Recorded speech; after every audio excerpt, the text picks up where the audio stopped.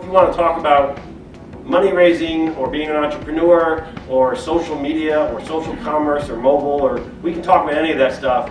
But I'll tell you, where we are as a business is on this awesome intersection where you start out as a media company that's driving commerce, so you're sort of tapping in two major revenue streams, and then you watch Facebook just continue to grow like mad, and social becomes a major growth theme on the web, and then you watch, since we launched, you watch the iPhone come out and grow to insane proportions, and we're finding that mobile and social are going to be the next major wave of our business. We give our contributors badges, and those badges and points add up to basically a reputation and recognition system, which motivate them to contribute more and to become more involved in the community. We also reward them with gift cards and other things. And the combination of those two things have driven 650,000 people to join our site and contribute almost 700,000 different reviews. I mean, it's really fascinating to understand what motivates people to contribute, and not just on our site, but all sorts of different applications that you might have. And there's a rule out there, which is a 99-1 rule. 90% of your customers will just consume the content you provide, 9% will vote or comment or curate in some way, and 1% will actually create the content. And I would argue there's a further rule, which is 1/10 of 1% will become your champions. And you've got to really nurture them. How many of you here are members of a site called Built in Chicago? Great, about half of you. Okay, for those of you who aren't, please join. So as you learn about social platforms and you see how people interact and what motivates them to contribute, it leads to other ideas, right? So this is a side project of mine. It's really not part of Viewpoints. After going to lots of meetings like this and hearing people talk about how it was hard to find engineers, it was hard to find funding, it was hard to do this, hard to do that, I felt like, well, I was able to do a lot of those things pretty easily. Maybe it's just I've been here for a long time and been doing this for a long time. So maybe we can facilitate more of those conversations by launching an online community. So in the interest of being frugal, I went to a very inexpensive company called Ning. We launched Built in Chicago. I sent out an email to, I think ultimately 100 or 200 people. And they started to register and post content. And we now, 5 months later, have 10,000 monthly users and over 2,000 registered members. And so for any of you here who are involved in building websites, building mobile applications, selling digital media, interested in e-commerce, hopefully this is a place for you to come to. There's hundreds of other CEOs and entrepreneurs here that you can connect with and ask questions. I get lots of questions from people about where can I find this, where can I find that. Sometimes it's an IP lawyer. Sometimes it's I need a good recruiter. Sometimes I need somebody who specializes in a Facebook app. And I've been able to connect lots of people through this. What motivates you to contribute to LinkedIn is probably completely different than what motivates you to contribute to Facebook. Right? And the kinds of things you contribute are different. And it may have been different from when you started to what you do it now. So generally, I would say there are social motivations, social psychological motivations. I want to be recognized. I like to compete to be the best. I want feedback from other people. And these are more sort of human needs almost. And then there is some kind of tangible reward for people engaging. If Mark Pincus was standing here talking about Zynga and Farmville and Cityville, he'd probably say people want to have fun, which is why they spend hours on these things and everything else. It just people are motivated differently. We have definitely found that among the people that have been attracted to Viewpoints, they're motivated by those two basic things: is their reputation and the recognition of their reputation. So when the clock struck midnight this New Year's Eve, we got like 25 emails from our top members saying that the 2011 leaderboard was a little bit off. Right? They really care about it. When somebody has an illness in the family, they all gather around to support each other. Like they've gotten to know each other through this site. And on the reward side, it is just incredibly motivating for people. Like we did a promotion that said earn $11 Amazon gift card if you write 11 reviews. right? So that's almost 2,000 words. That's a lot of writing. We had 50,000 reviews in about 72 hours. So, you know, it actually is a very interesting sort of big question to ask yourself, you know, if you're going to do anything on the web, sort of what motivates people? And the two questions that I always ask anybody who's starting a web or mobile business is, what's your value proposition and how clearly is it stated? And what's your call to action? What do you want your users to do? And you should be able to communicate that in one screen, above the fold. Because, you know, and that's sort of another thing that we've learned is most people think of, you know, they think of the website they want to build, and it's hundreds or thousands or hundreds of thousands of pages, when the average user is going to come in and look at 2 or 3 pages. If you have a community of, let's just say 20,000 neurologists, I think you've got a pretty good business right there, particularly if it's just you. And you can reach out to anybody who, you know, because that's a very valuable, very targeted audience that anybody who makes neurology equipment might want to reach or something like that. But if it's just 20,000 sort of more general people who aren't in a particular profession or don't have a particular focus, then it's going to be much more difficult. So I've seen websites that make as much as $1 for every user that comes to their site in ad revenue, and as little as a cent.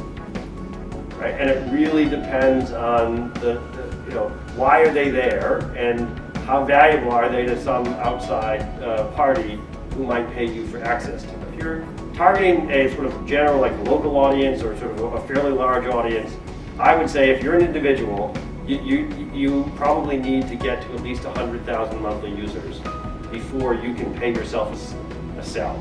And so what we found, we actually spent a fair amount of time and people and resources pursuing the B2B side of the business. And we thought we had built sort of the Queen Mary of social review platforms, and we'd go talk to really big companies and see if they would like to license it from us.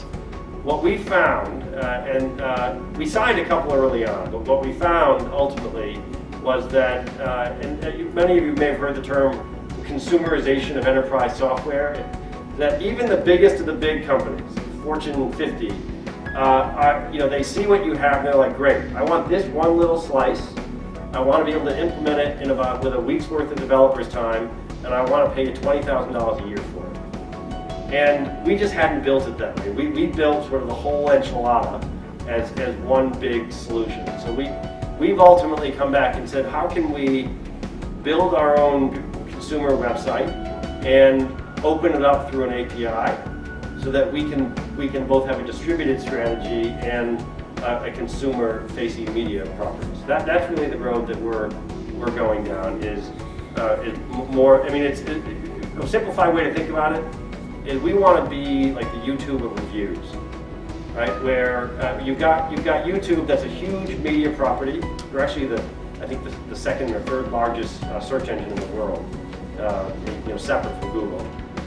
You know, they've got 100 million plus users, etc. But you can also, companies can use them to put all their videos up, and anybody can put a video there and embed it anywhere else. And that's the kind of functionality that we want to be able to enable for Viewpoints. The core value I think we offer to lots of different parties across the web is not necessarily how our website looks, but it's the quality of the data that they can access through the API.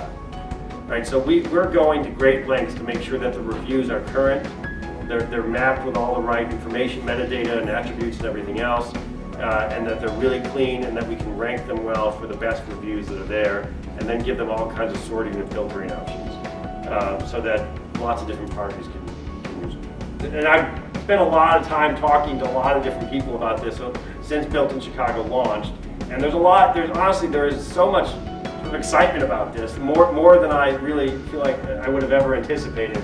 That it's fun to see. But this is what I would say is we need to do a better job as a city and as a region of leveraging the universities that are right in our backyard, of getting the newly minted computer science grads. I mean, what I've heard, and I think this is a true story, Max Levichin, who went to University of Illinois Champaign-Urbana, flies a private jet in every year and flies the 25 top engineers from U of I out to Silicon Valley and woos them to come there. which is just crazy. Like, so ITA has actually has this thing called Fall Challenge. They're trying to do the same thing out here. So any of the tech companies here need to support that and show those graduates that there's a lot going on here. So what's great is the Polsky Center of Entrepreneurship, the Kellogg Innovation Network, DePaul, IIT, they're all on here. And one of the things I want to do is start to feature them and make sure people know about them. We've got 200 students here. I had 20 Booth students come in the other day. So we just need to make both from an MBA, engineering, design, we need to really make that connection. Like all of us should be giving those people internships in the summer and building that up as much as possible. On the other side of the funnel, what I find really fascinating too is that if you look at the largest companies in Chicago, Sears, Walgreens, Redbox, and you sort of go down the list, when it comes time for them to hire their most senior internet e-commerce person, they almost always bring them in from somewhere else. And those people almost always stay way out in like Hoffman Estates and don't move, they don't move here permanently with their family. And they're out of here the minute they're done with their corporate gig. We've got to find some way to get the CEOs of those companies to say, hey, there's a talent pool of, because then there's an upward trajectory for people that are VPs or whatever here to move up to the next level. So that there is, what I've noticed, there's a big passing like between Orbitz and Career Builder and Sears and some other ones that have, hundreds of engineers and things like that. I feel like that's one thing that we really need to work on is getting the most senior executives of the biggest companies engaged. One sort of fascinating thing for me is the CEO of eBay, John Donahue, the CEO of Twitter, Dick Costello, the CEO of Zynga, Mark Pincus, are all from here. New Trier, Francis Barker, they all went to school here. They all lived here. And there's a range, obviously Mark Andreessen, a whole bunch of other folks.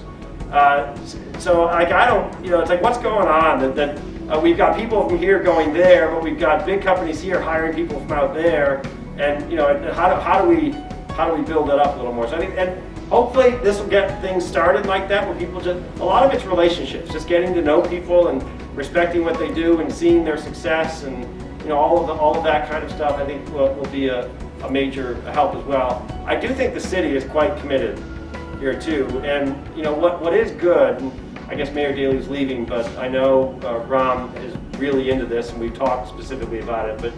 But 600 West Chicago was built at the or built out from it was a Kellogg facility from Montgomery Ward, and the city put a lot of money into that and making the tech center. And I don't know if it was absolutely planned or it was just a crazy coincidence, but it is now a tech center, right? And there's Groupon's there, and there's 20 or 30 other companies. I think they have some initial plans to do the same thing at the Michael Reese Medical Center on the south side and make that into a tech park. So I think there's things like that, that can happen, that can continue to give more facilities and sort of a common congregation point and other things. But a lot of it, like if you go onto the site, you'll see right here, I've linked to Chicago company profiles, the largest websites in Chicago, and a list of all the venture and M&A and IPO deals. I would encourage you to, if you've got a company in this space, make sure you write a company profile so it's listed there. If you know of anybody I've missed in the M&A list, which I know there are some, I need to update it, get it there. Because part of what we need to do as a community is just better quantify how many jobs, how much revenue, how much growth. Because I don't, it's like we're dispersed in a lot of different ways. Geographically, people may not tie together that Career Builder and Orbitz and Viewpoints and Centro and Groupon are all part of one ecosystem. And I think we just need to raise the level of visibility there, which I think we're on our way. We just need some more. So what is good news is that some of the biggest leaders in the city have come to me and basically said, what do you need to make this grow?